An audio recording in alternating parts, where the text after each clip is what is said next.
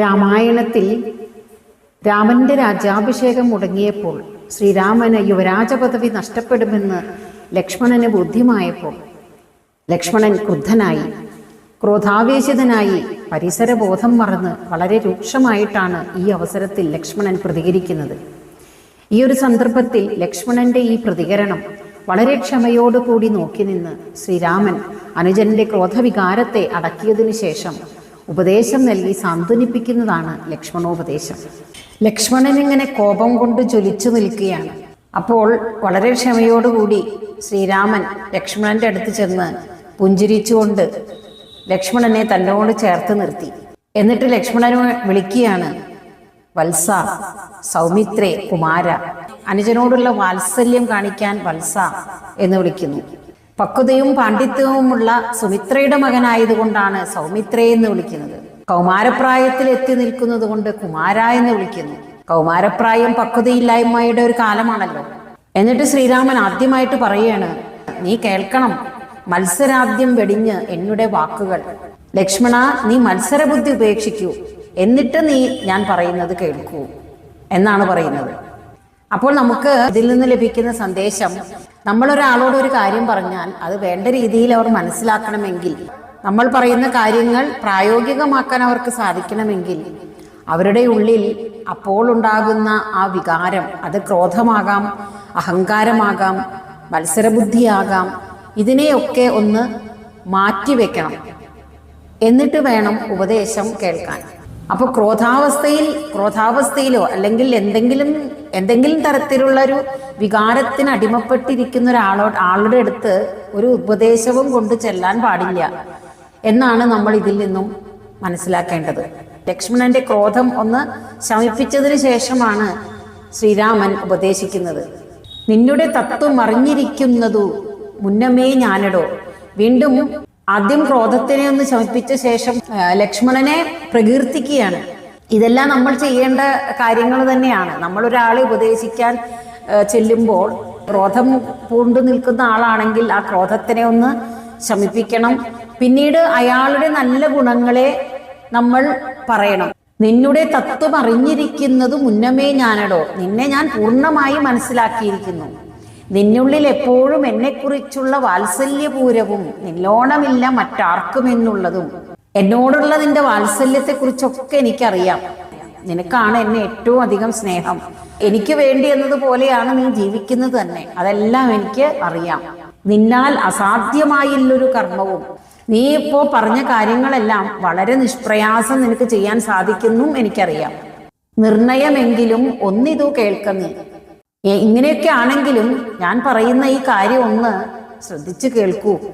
ദൃശ്യമായുള്ളൊരു രാജ്യദേഹാദിയും വിശ്വവും നിശേഷ ധാന്യധനാദിയും സത്യമെന്നാകിൽ. നീ ഇപ്പോൾ പറഞ്ഞു, അച്ഛനെ ബന്ധിച്ച് തന്നെ എതിർക്കാൻ വരുന്നവരുടെ നേരെ തൻ്റെ ദേഹബലം കൊണ്ട് അവരെയൊക്കെ തോൽപ്പിച്ച് ഈ രാജ്യവും ധനധാന്യാദികളും ഈ വിശ്വമാകെ ജ്യേഷ്ഠന് നൽകാം. ഇതെല്ലാം സത്യമായിട്ടുള്ളതാണോ? എപ്പോഴും നിലനിൽക്കുന്നതാണോ? എപ്പോഴും നിലനിൽക്കുന്നതാണ് എങ്കിൽ നീ പറയുന്നതിലൊരു യുക്തിയൊക്കെ ഉണ്ട്. എന്നാൽ അങ്ങനെയല്ല എങ്കിൽ, അതാണ് പറയുന്നത്, അതല്ലെങ്കിൽ എന്തതിനാൽ ബലം, അതല്ലെങ്കിൽ എന്താണ് അതുകൊണ്ടൊരു പ്രയോജനം? എനിക്ക് നീ അതെല്ലാം നേടിത്തന്നു കഴിഞ്ഞാൽ എനിക്ക് ആഗ്രഹമുള്ളിടത്തോളം കാലം എനിക്കത് അനുഭവിക്കാൻ കഴിയുമോ? എന്നിട്ട് പറയുകയാണ്, ഭോഗങ്ങളെല്ലാം ക്ഷണപ്രഭാചഞ്ചലം. ലക്ഷ്മണ, നീ മനസ്സിലാക്കണം, ഈ സുഖഭോഗങ്ങളെല്ലാം ക്ഷണപ്രഭാചഞ്ചലം, ഒരു കൊള്ളിയാൻ വന്ന് നിമിഷ നേരം കൊണ്ട് മിന്നി മറയുന്നത് പോലെയാണ്. അത്രയും ക്ഷണികമാണ് ഈ ലോകത്തിലുള്ള എല്ലാ സുഖഭോഗങ്ങളും. നിന്റെ കഴിവും ശരീരബലവും എല്ലാം ഉപയോഗിച്ച് ഈ രാജ്യ ഐശ്വര്യങ്ങളെല്ലാം നീ എനിക്ക് നേടിത്തന്നു. അതെല്ലാം എനിക്ക് ലഭിച്ചിട്ട് അത് അനുഭവിക്കാൻ എനിക്ക് ആരോഗ്യവും ആയുസ്സുമില്ലെങ്കിലോ? വേഗേന നഷ്ടമായുസ്സും ഓർക്ക നീ. ലക്ഷ്മണ, നീ ഒന്ന് ഓർക്കണം, മനുഷ്യ ആയുസ് ഏതു നിമിഷം വേണമെങ്കിലും എപ്പോൾ വേണമെങ്കിലും നഷ്ടപ്പെട്ടു പോകുന്നതാണ്. അതിനൊരു ഉദാഹരണം പറയുകയാണ്, വന്നി സന്തപ്ത ലോഹസ്താംബു ബിന്ദുന സന്നിപം മർത്യജന്മം ക്ഷണഭങ്കുരം. ചുട്ടുപഴുത്ത ഒരു ഇരുമ്പിന്മേൽ വെള്ളത്തുള്ളി വീണാൽ അതെത്ര നേരം നിൽക്കും? അതുപോലെയാണ്, അത്രയും ക്ഷണികമാണ് മനുഷ്യന്റെ ആയുസ്. എപ്പോൾ വേണമെങ്കിലും നഷ്ടപ്പെടാവുന്നതാണ്. അതുകൊണ്ട് നീ ഒന്ന് ആലോചിച്ചു നോക്കൂ ലക്ഷ്മണ.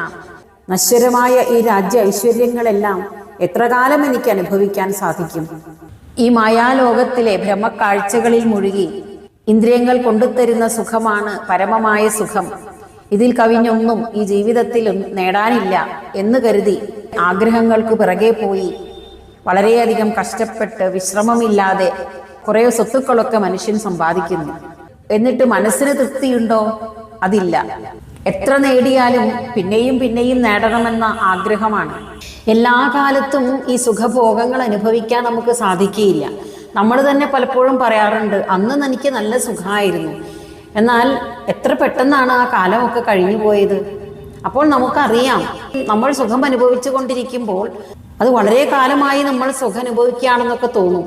എന്നാൽ ആ അവസ്ഥ മാറിക്കഴിയുമ്പോൾ എത്ര പെട്ടെന്നാണ് അതെല്ലാം കഴിഞ്ഞു പോയത് എന്ന് നമ്മൾ തന്നെ പറയും. അപ്പോൾ നമ്മൾ അനുഭവിക്കുന്ന ആ സുഖം എല്ലാ കാലത്തും ഇല്ല എന്നുള്ളത് നമുക്കറിയാം. എങ്കിലും ഈ സമ്പാദിച്ചു കൂട്ടുന്ന സ്വത്തുക്കളെല്ലാം എല്ലാ കാലവും അങ്ങനെ അനുഭവിക്കാമെന്ന് കരുതി ജീവിക്കുകയാണ്. ഇതിനിടയ്ക്ക് തൻ്റെ ചുറ്റും സുഹൃത്തുക്കളും ബന്ധുക്കളും എല്ലാം മരിച്ചു പോകുന്നത് കാണുന്നുണ്ട്. എന്നാൽ തനിക്കും ഇതുപോലൊരു ദിവസം വരുമെന്ന് ആരും ചിന്തിക്കുന്നില്ല. ഈ ലോകത്തിലുള്ള സുഖഭോഗങ്ങളെല്ലാം എല്ലാ കാലത്തും നിലനിൽക്കുന്നതല്ലെന്നും അതനുഭവിക്കാനുള്ള മനുഷ്യന്റെ ആയുസ് എപ്പോൾ വേണമെങ്കിലും ഏത് നിമിഷം വേണമെങ്കിലും നഷ്ടപ്പെട്ടു പോകുന്നതാണ് എന്നുള്ള യാഥാർത്ഥ്യം ലക്ഷ്മണോപദേശത്തിലെ ഈ വരികളിലൂടെ ശ്രീരാമൻ നമ്മെ ഓർമ്മപ്പെടുത്തുകയാണ്.